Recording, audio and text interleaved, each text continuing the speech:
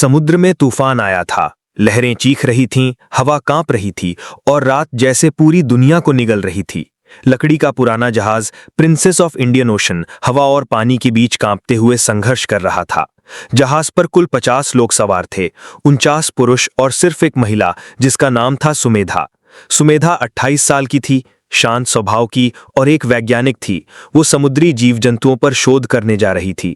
उसके लिए यह सफर रोमांचक होना चाहिए था, लेकिन उस रात जहाज मौत के मुंह में जा रहा था। अचानक एक विशाल लहर ने जहाज को पलट दिया। हर तरफ अफरा तफरी मच गई। लोग चीखते चिल्लाते पानी में गिर रहे थे। सुमेधा ने आंखें बंद कीं और सिर्फ एक शब्द कहा, भगवान बचा लेना। सुबह हुई। सुमेधा ने जब आंखें खोलीं तो उसने खुद को एक वीरान टापू पर पाया। चारों तरफ नारियल के पेड़, गीली रेत और लहरों की आवाज थी। दूर आसमान में सीगल चिल्ला रहे थे। उसके कपड़े फटे हुए थे, बालों में रेत और समुद्री घास फंसी थी। धीरे धीरे बाकी बचे 49 लोग भी किनारे पर आते गए। कुछ तैर कर आए थे, कुछ लकड़ी के टुकड़ों पर। सभी घायल, थके हुए और डरे हुए थे। ये कौन सी जगह है? एक आदमी बोला। पता नहीं, शायद कोई अनजान टापू। सुमेधा ने चारों तरफ देखा। ये टापू अजीब था। चारों ओर पेड़ थे पर पक्षियों की आवाज कम थी। हवा में एक अजीब सी खामोशी थी, जैसे कोई छुपकर देख रहा हो। 50 लोगों ने मिलकर सूखी लकड़ियों से आग जलाई। सब लोग थककर वहीं बैठ गए। रात गहरी होती गई। समुद्र की लहरें शांत हो गईं। तभी जंगल की तरफ से आवाज आई, ठक ठक ठक। सब चौंक गए। किसने आवाज की? एक आदमी बोला। शायद नारियल गिरा होगा, किसी ने कहा। लेकिन सुमेधा की वैज्ञानिक आंखों ने देखा, नारियल ऐसे नहीं गिरते और ये आवाज चलते हुए किसी के पैरों जैसी थी। रात को नींद किसी को नहीं आई। सबने बारी बारी पहरा दिया। सुबह होते ही सभी ने टापू की खोज शुरू की। खोज के दौरान उन्होंने देखा कि जंगल के बीचों बीच एक पुराना पत्थर का दरवाजा था। दरवाजे पर अजीब सी खुदाई थी, जैसे कोई प्राचीन भाषा। सुमेधा ने पास जाकर दरवाजे पर हाथ फेरा। जैसे ही उसने ऐसा किया, दरवाजे के पास पड़ी रेत हिली। ये अपने आप हिल रहा है, किसी ने चीखते हुए कहा। डर सबके दिल में उतर गया। फिर अचानक उनके पीछे से कदमों की आवाज आई। सभी पलटे, कोई नहीं था। उस रात फिर से आग जलाई गई। आधे लोग सो गए, आधे पहरा देने लगे। करीब आधी रात को सुमेधा की नींद खुली।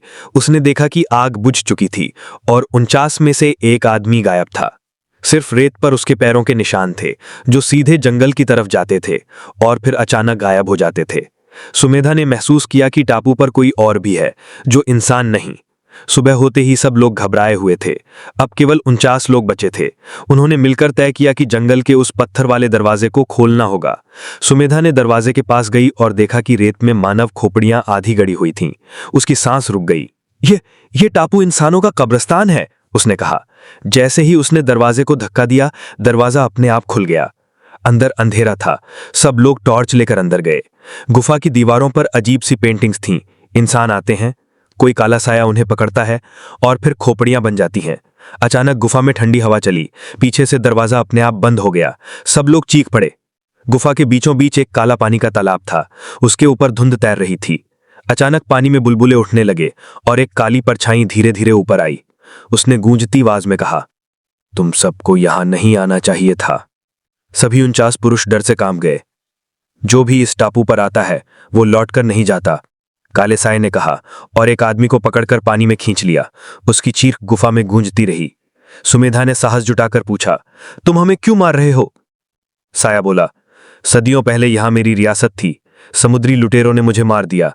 मेरी आत्मा बदला ले रही है। जब तक यहां इंसान आएंगे, उनकी खोपड़ियां यहीं सजेंगी। सुमेधा ने दिमाग लगाया। उसने देखा कि दीवारों पर बनी पेंटिंग्स में एक जगह सूरज की किरण दिखाई गई है, जो गुफा के अंदर गिरती है। वो बोली, हमें सुबह तक जिंदा रहना होगा। सूरज की रोशनी से मिटा सकती है। सभी ने पूरी रात आग जलाई, मंत्र पढ़े और हिम्मत जुटाई। साया बार बार आता, लेकिन रोशनी से पीछे हट जाता। सुबह होते ही जैसे ही सूरज की पहली किरण गुफा में पड़ी, साया चीखते हुए हवा में गायब हो गया। दरवाजा अपने आप खुल गया। 50 में से सिर्फ 30 लोग ही जिंदा बचे थे। सुमेधा ने समुद्र की तरफ देखा। दूर एक राहत का जहाज दिखाई दिया। बच गए लोग रोते हुए उस जहाज पर सवार हुए। सुमेधा ने आखिरी बार उस टापू की तरफ देखा। हवा में अब भी अजीब सी ठंडक और फुसफुसाहट थी, जैसे कोई कह रहा हो, अगली बार फिर आना।